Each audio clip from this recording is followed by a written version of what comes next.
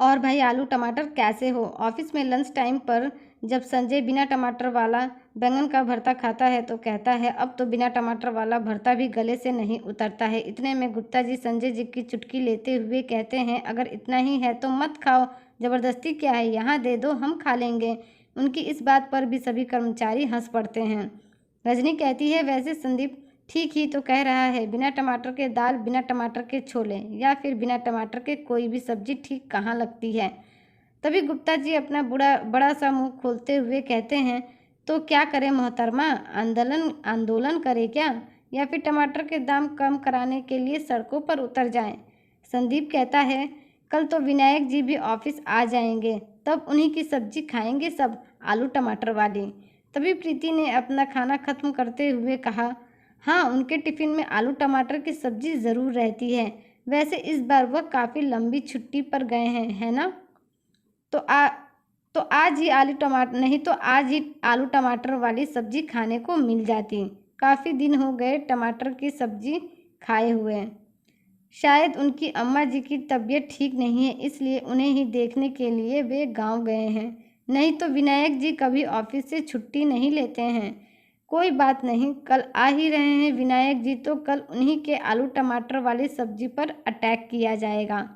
Office में सब विनायक जी को आलू टमाटर का प्रेमी मानते थे, पर असल में बात कुछ और थी। असलियत यह थी कि विनायक जी आलू टमाटर के प्रेमी नहीं थे, बल्कि वे तो मजबूरी में उन्हें आलू टमाटर खाना पड़ रहा था। मजबूरी भी ऐसी थी कि वह किसी से कुछ कह नहीं पाते थे, नहीं तो वह बताते कि आलू टमाटर खाकर वह कितने परेशान हो चुके हैं। यह बात उनके अलावा कोई और नहीं जान सकता है। विनायक जी खाने पीने के बहुत शौकीन थे। वे बहुत शांत स्वभाव के व्यक्ति थे। इत्तेफाक से विनायक जी की पत्नी भी खान पान से प्रेम करने वाली ही मिली।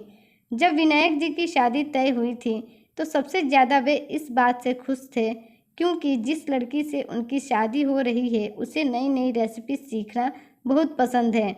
शादी तय होने से लेकर शादी होने तक विनायक जी अपनी पत्नी द्वारा बनाए गए स्वादिष्ट व्यंजनों के बारे में सोच सोचकर खुशी के मारे मन ही मन खुश होते थे।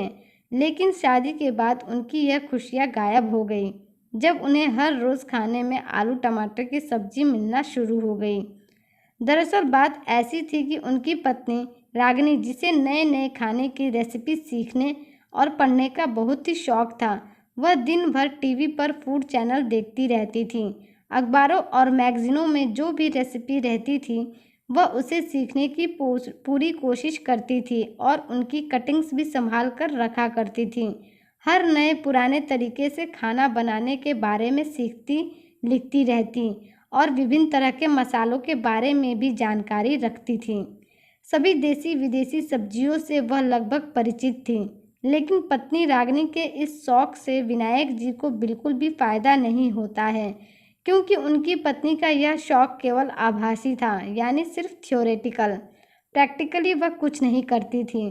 पत्नी का यह शौक बिल्कुल वैसा ही था जैसे किसी बच्चे को फुटबॉल देखने का शौक होता है, फुटबॉल के बारे में पढ़ने का शौक होता है, खिलाड़ियों के बारे में जानने का शौक होता है, उनकी फ़ोटोज़ और पोस्टर घर में लगाने का शौक होता है, लेकिन खुद कभी उठकर फुटबॉल नहीं खेलते हैं, उन्हें खेलने का शौक नहीं होता है।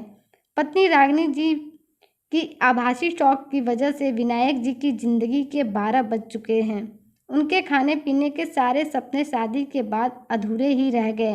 क्या क्या सपने देखे थे विनायक जी ने शादी से पहले कि तरह तरह के पकवान पत्नी से बनवा कर खाऊंगा, लेकिन जैसा उन्होंने सोचा था वैसा बिल्कुल भी ना हो सका। लेकिन विनायक जी इतने शांत स्वभाव के व्यक्ति थे कि वह अपनी पत्नी से इस बारे में कभी भी कुछ नहीं कहते, क्योंकि वह अपनी पत्नी को हमेशा प्रेम और सम्मान देते थे। इसलिए बिना कुछ कहे वह रोज़ रोज़ आलू टमाटर की सब्जी चुपचाप खा लेते थे। आज लगभग 10 दिन की छुट्टी के बाद विनायक जी ऑफिस पहुंचते हैं तो उन्हें देखकर सबकी बाँछें खिल उठती हैं। और भाई आलू टमाटर कैसे हो? गांव में अम्मा जी की तबीयत तो ठीक है ना? गुप्ता जी मुंह में गुटखा डालते हुए पूछते हैं विनायक जी से। गुप्ता जी के अम्मा का हाल पूछने पर विनायक जी को खुशी भी होती है, लेकिन दूसरी तरफ आलू टमाटर वाली बात पर विनायक जी को गुस्सा भी आता है। तब जब लंच का टाइम हुआ तो सभी की नज़रें विनायक जी के टिफ़िन पर गड़ी हुई थीं। सभी अपना टिफ़िन खोल चुके थे, लेकिन जब विनायक जी अपना टिफ़िन खोलते हैं तो सभी उनका टिफ़िन देखकर हैरान हो जाते हैं। लेकिन विनायक जी बड़े शान से सब्जी की सुगंध लेते हुए कहते हैं, आहा! आज तो मज़ा आ जाएगा आलू बैंगन की आलू बैंगन की मसाला सब्जी खाकर। प्रीति कहती है, विनायक जी आज यह कैसे हो गया? आप तो परमानेंट आलू टमाटर की सब्जी लेकर आया करते थे और आज बैंगन आलू की सब्जी लेकर आ गए। इसका मतलब यही हुआ कि आप भी महंगे टमाटर से डर ही गए। हम सब तो इसी आस में बैठे थे कि विनायक जी कब अपने टिफ़िन में आलू टमाटर की सब्जी लेकर आएंगे तो हम सभी खाएंगे, लेकिन यहाँ तो सब उल्टा हो गया। विनायक जी कहते हैं, बात ऐसी है कि कल जब हमारी पत्नी जी बाजार गई थी तो टमाटर के महंगे दाम सुनकर उसके होश उड़ गए। घर आते ही वह कहती है, जब तक टमाटर सस्ते नहीं हो जाते तब तक वह आलू टमाटर की सब्जी अब नहीं बनाएगी। अब दूसरी सब्जियों से ही काम चलाना पड़ेगा। ऑफिस में सब टमाटर के बढ़ते हुए दामों को कोस रहे थे और दूसरी तरफ विनायक जी आलू बैंगन की सब्जी खाते हुए महंगे टमाटरों का शुक्रिया भी कर रहे थे। अगर टमाटर के दाम आज बढ़े न होते तो विनायक जी को फिर वही आलू टमाटर की सब्जी खानी पड़ती। बहुत समय बाद जब विनायक जी आलू टमाटर के अलावा दूसरी सब्जी खाते हैं तो उन्हें वह बहुत स्वादिष्ट लगती है और वह चटकारे लेते हुए अपने आलू बैंगन की सब्जी खा रहे थे और सब अपने बिना टमाटर वाली सब्जी मुंह बनाए हुए बिना मन के खा रहे थे। दोस्तों, आपको मेरी आज की कहानी कैसी लगी कमेंट करके ज़रूर बताइएगा। ऐसी ही कहानियों के लिए हमारे चैनल को सब्सक्राइब कर लीजिए। धन्यवाद।